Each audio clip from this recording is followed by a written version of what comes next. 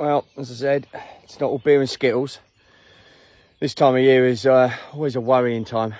It's a couple of times for us in some of the fisheries and stuff, anyone will tell you. You know, you've got that period when the water temperatures sort of come in between 10 up to 15 degrees where you always worry there's potential for some spring mortality. And then as you come near spawning, especially with the big ones. So unfortunately this morning, saw her yesterday, thought it wasn't looking good. Fish we call split peck. She's looking really big. I reckon she was up to, she come out of 59 I think last year, so I think she was probably mid 60. The nature of the beast, unfortunately she didn't make it this year, and it's just one I'm gonna have to go and bury. She's a big old girl, and a sad and horrible part of fishery ownership and fishery management, you know. I come out to feed this morning because fish are going mad. They're feeding everywhere. So, you know, that's a great sign. It means everything else is healthy. I've done all the water checks. There's nothing wrong. It's just one of them things. So a little bit of mortality coming into spawning for whatever reason. So, yeah, it is what it is, eh? See us. Bye-bye. Hi, guys. So, look, I thought I'd take the time after losing split peck. Was that yesterday? Day before yesterday? Yesterday morning I fished her out.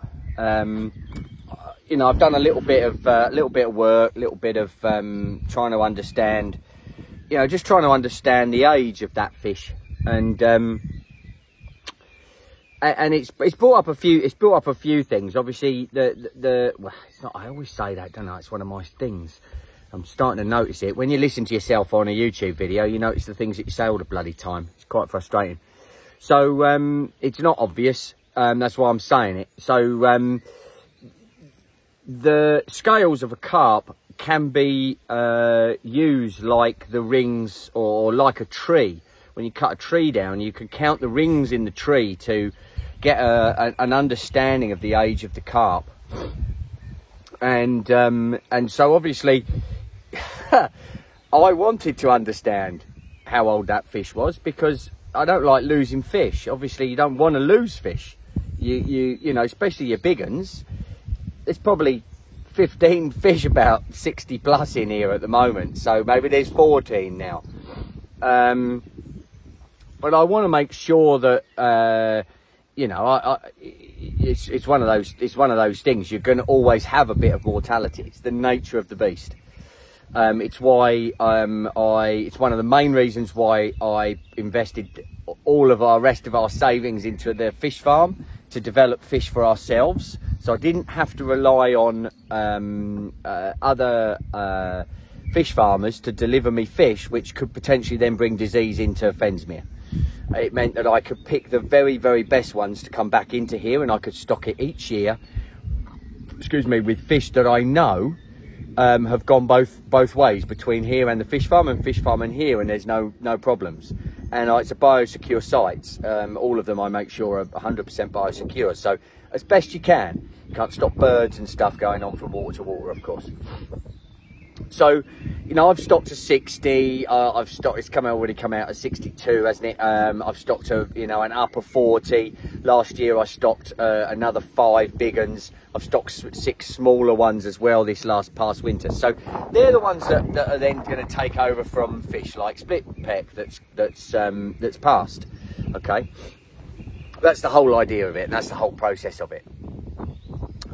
But obviously, from a fishery owner perspective, this isn't from a fish farming perspective, a fishery owner perspective. People come over to France and I can tell you, I'm going to tell you the Fensmere story soon as well. I'm going to go through my full experience. I've interviewed a few different people now on their experiences coming to France, buying lakes, etc. But I'm going to give you mine. It's going to be long, as you can imagine, because I waffle on like an idiot. But there's a lot of information, we have hit more hurdles and more problems than we should have. All right, and so they're obviously useful learning experiences for everyone that's considering this journey. So our first stocking of carp came we arrived just before the original Brexit date from Australia. So it was March the 26th we got here, and the original Brexit date was, I think, was March the 28th, 2019. Now, January 2020, we got our first delivery of fish for Fensmere. I'd already sussed that there was very, very few carp in here. There was just a few original stock, between 6 and 10 fish. I caught most of them. I was out here all the time, didn't see any others. So that's what I presumed was basically our base stock, which was a fantastic start, because obviously sometimes you buy a lake and it's full of carp already and you don't know the quality of them and the age of them. So these fish, there was only a few of them. The lake was pretty much empty otherwise, apart from silvers and tench. So I bought carp. I sourced a fish farmer. I got put in touch. I'm not going to tell you who it is. I got put in touch with a fish farmer, and he was great, very easy to deal with. Spoke some English, and I said, right, I was hoping this was just pre COVID, remember? So I was thinking, right, well, I want to open within a year and a half, so I wanted to be opening 2021. So I wanted to start the ball rolling, so to speak, with some decent fish. So I said I wanted fish between sort of 30 and 40 pound. And I think I bought 15 fish in that first initial purchase. And as anyone knows, fish aren't cheap. And the fish turned up, and this is one thing, I'm going to talk about this more when I do, as I say, the story of Fensmere. But, fish turn up, and I'm reasonably experienced in all this old game and the palaver, but the excitement of having your first lot of fish turn up and delivered, it can throw you a little bit of kilter. And I wasn't as fastidious as I should have been. I should have been checking them more. I was just, I've got my new fish, that's fantastic. And I took photos, weighed them, slipped them in the lake. It was only later on that evening when I started looking through the photos, going, bloody hell, the fins are split. And that's gone, and that's shit. And oh my God, the mouth looks like it's been caught before. So I was sold a load of fish that had already been fished for. They weren't farmed fish, right? I paid top dollar for them. They weren't farmed fish. They'd come from another lake, probably a Plan d'Eau, or from another lake that had been fished for years. And so I had absolutely no idea how old those fish were, what their history was. Okay, I didn't have any idea. Now, splitpeck was one of those fish. And I say, I'll go into more detail of this, but splitpeck was one of those fish. And a lot of these massive ones in here are some of those fish, okay? Now, it doesn't mean they're all the same age, because obviously they could all be different ages through that period. And so you don't know what age group they all are. But obviously, if one dies, I'm a pretty transparent individual. I want to, I'm going to let my anglers know. And also I think it's a great learning experience for other fishery owners. So what I did, again, I was chatting with Billy. I said, bloody lost splitpeck. I'm sure, I don't know if she was a mid 60, because her weight had topped out. And she topped out because she wasn't a young fish. Pulled a scale. I'm going to show you the scale in the pictures here.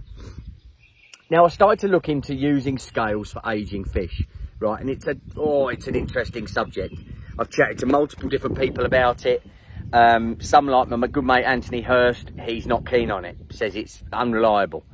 Chatting with Billy, very interestingly, there's darker lines, and you'll see them when I show you the photo. There's darker lines that occur on the photo that you can see, and that apparently is during the winter period when the fish isn't eating, and it's absorbing calcium out of its system to help it go through that winter period, and you get this regression in the scale and this darker line, and they're what people are really looking for. They're looking for this darker line within each of the scales lines, which give you a rough indication of age. Now, I chatted with a good mate of mine, Tony Davis Patrick, or messaged with Tony, and Tony said, look, you can only age fish up to 14, 15 years old, because that's all they grow for. Remember, a carp's actual skeletal system, and therefore you would imagine potentially its scale system would actually only show its actual growth years.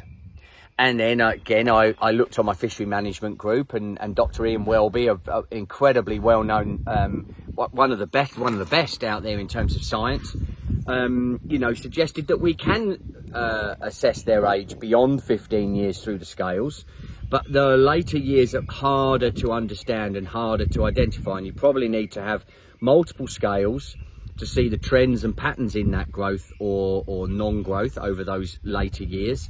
And also probably decent microscope in a laboratory situation. So anyway, I've put it out there to multiple people to have a look at, and there's no doubt that fish is quite an old fish. All right, so my personal opinion is it's probably around 25 to 30 odd years old. So this is the question, and this is the thing that I wanted to put out there for people that are buying fish from fish farmers, or fish movers as I call them.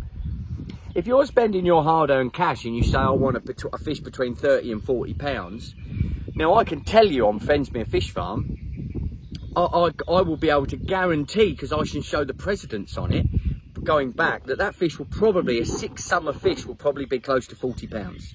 A 5 summer fish is going to be 30 odd pounds, okay? I know, I've grown them from that big. Every single one of them.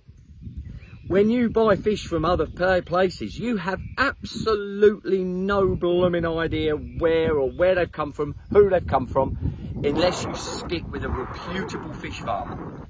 And even then, unfortunately, the reality of it, and this is going to probably get me into trouble. I'm probably going to get, oh, you're going to do this, but the reality of it is if you've got a lake with, say you've got a 200-acre lake, say you've got multiple 200-acre lakes, and you harvest that lake in the winter, and you take everything that's 25 to 35 pounds. They're the sort of cream that you're going to take. So you could have a load of fish that are the same age as the shooters. So you've got shooters that get to 35 pounds, could be C5s.